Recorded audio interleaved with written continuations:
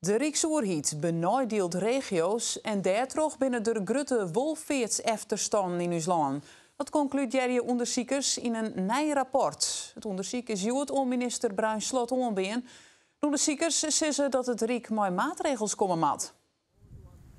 Deze Somalië in Morra hebben we geen onderzoek nodig om te vernemen dat haar regio hersteld wordt. Zorgvoorzieningen bij Gelijks binnen van hieruit dreigt te bereiken. Dat is afhankelijk van Noord. En hier in het dorp is niks.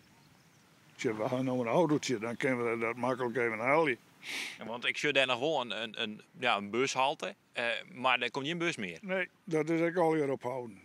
Als je maar de bus met je boet niet aan waai daar, dan kun je maar de bus. Jongeren die trots squalsluitingen via de reiziger matten, buslijn die het verdwijnen en zorg die het heel iets minder toegankelijk is. De leefbaarheid in de regio gaat achteruit en de kleur tussen platteland en stad groeit daar terug, zeggen de onderzoekers. De Rijksoerheid moet daarom voortdurend in actie komen, vinden ze.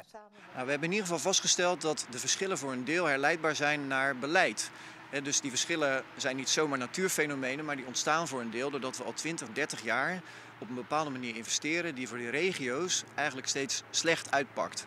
En wij leggen de vinger op die plek dat door een andere manier van nationaal investeren die regio's ook weer eigenlijk sterker kunnen worden. Lammert van der Kooi is makelder in de omjouwing. Kepers vertellen hem geregeld wat ze missen in de regio. Nou ja, vast een dorp als Wierum zo'n winkel mooi wezen, maar praktisch jongen, het aantal mensen wat je wennet, is dat gewoon niet mogelijk. Maar dat zou wel iets wezen. De squallen is hier ook bij. Dat zou natuurlijk ook iets wezen. Maar ik snap wel dat dat lastig is.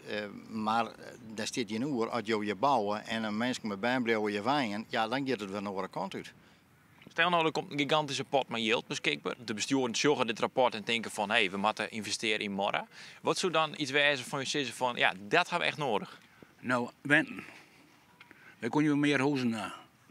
Ja, de beste huurhuizen, waar ben je eigenlijk net? Wij zijn vandaag in weer 6 nou? 6. Ja, 6. Nou, dat is het eerste man. En de vraag is er wel. Ja. En bij dat warm. Maar dat is, dat begon er. Daar moesten ze wat doen.